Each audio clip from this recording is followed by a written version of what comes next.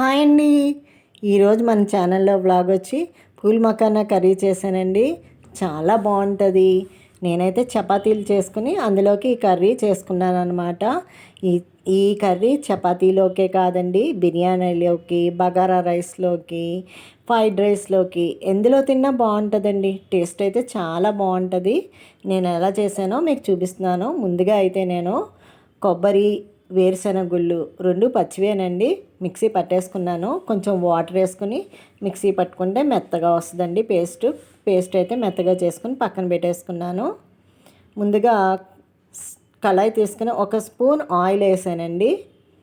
ఒక స్పూన్ అయితే సరిపోతుందండి. నేను గిన్నెడు పూల్ మఖానా తీసుకున్నాను.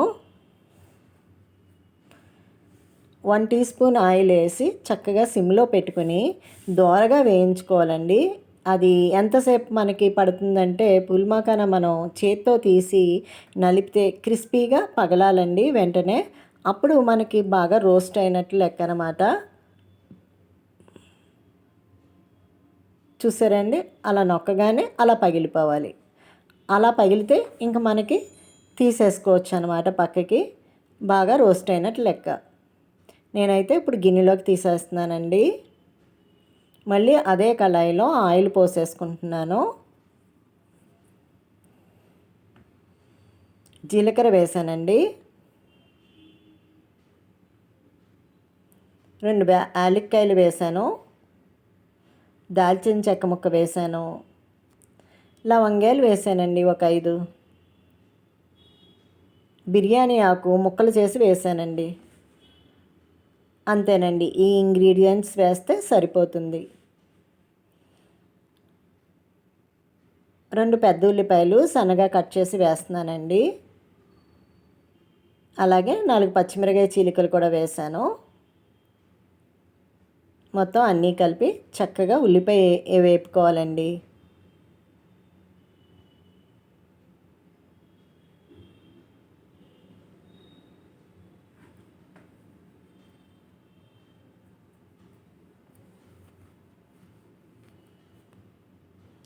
అందులోనే కొంచెం కరివేపాకు కూడా యాడ్ చేశాను.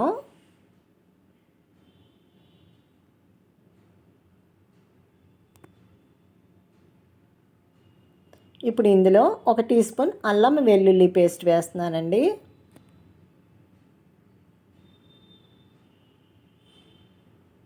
ఇది కూడా పచ్చివాసన పోయే వరకు ఉల్లిపాయతో పాటు వేపుకోవాలి. నేను ముందుగా 2 టమాటాలు మిక్సీ పట్టేసుకున్నానండి. పచ్చివండి, పచ్చి టమాటాలే మిక్సీ పట్టి ఉంచాను. అవి ఇప్పుడు ఇందులో వేసాను. అలాగే 2 టీ స్పూన్లు పెరుగు అనమాట. ఇప్పుడు మీకు స్పూన్ చూపించాను కదా, దాంతో 2 స్పూన్స్ పెరుగు వేస్తున్నానండి.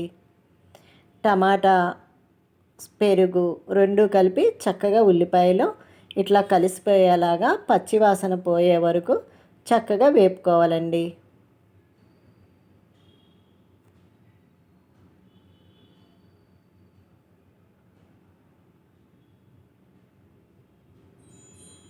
బాగా వేగిన తర్వాత మీకే ఆ అరోమా తెలుస్తుందండి. మంచి ఫ్లేవర్ అయితే వస్తుంది.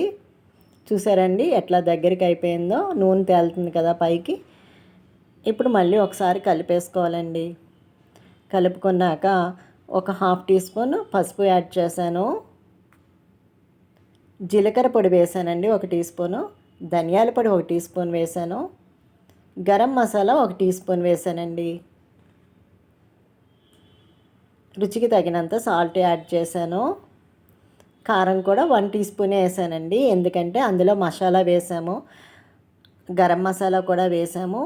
అందుకని 1 టీ స్పూనే వేసానండి. పచ్చిమిరకాయలు కూడా ఉన్నాయి కదా. చక్కగా మళ్ళీ అన్నీ కలిసిపోయే వరకు కలిపేసుకోవాలి. ముందుగా మనం గ్రైండ్ చేసుకున్న కొబ్బరి, వేరుశనగ గుళ్ళు పేస్ట్ ఉంది కదండి, అది ఇప్పుడు ఇందులో వేసుకోవాలండి. చక్కగా మొత్తం కలిసిపోయేలా కలుపుకొని బాగా వేపుకోవాలండి.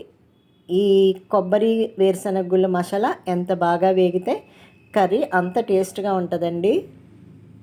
చూసారా అండి, నేనైతే ఇంతసేపు వేపాను. ఇందులో మనం ముందుగా రోస్ట్ చేసుకున్న పూల్ మఖానా ఇందులో వేసేస్తున్నానండి.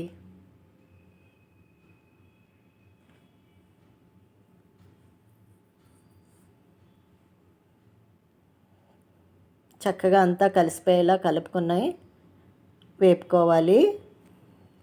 ఇప్పుడు ఇందులో తగినంత వాటర్ వేసుకోవాలండి. అంటే మనకి గ్రేవీ ఎంత కావాలో చూసుకొని అంత వాటర్ యాడ్ చేసుకోవాలండి. గ్రేవీగా తినేవాళ్ళు కొంచెం ఎక్కువ వాటరే యాడ్ చేసుకోవాలి. అంతేనండి, సింపుల్. మూత పెట్టేసుకోవడమే. ఇంకా ఉడికిపోయిన తర్వాత కర్రీ అయిపోతుందండి. చూసారా ఎలా కుతకుతలాడుతుందో? కర్రీ అయితే అయిపోయింది. నూనె అంతా పైకి తేలుతుంది చూసారా? చాలా ఈజీగా చేసుకోవచ్చండి పుల్ మఖానా కర్రీ. చాలా టేస్ట్గా ఉంటుందండి.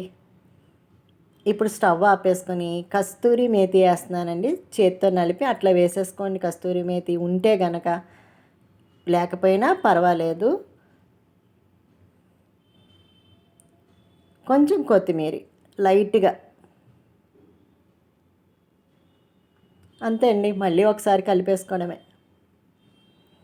కలిపేసుకొని నేనైతే సర్వింగ్ బౌల్లోకి తీసేసుకుంటున్నాను.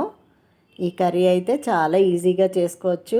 మనకి ఆరోగ్యానికి కూడా చాలా మంచిదండి.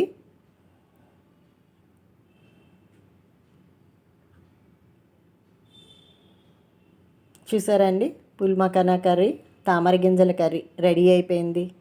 నా వీడియో కనుక నచ్చితే లైక్ చేయండి, షేర్ చేయండి, సబ్స్క్రైబ్ చేయండి. థ్యాంక్స్ అండి.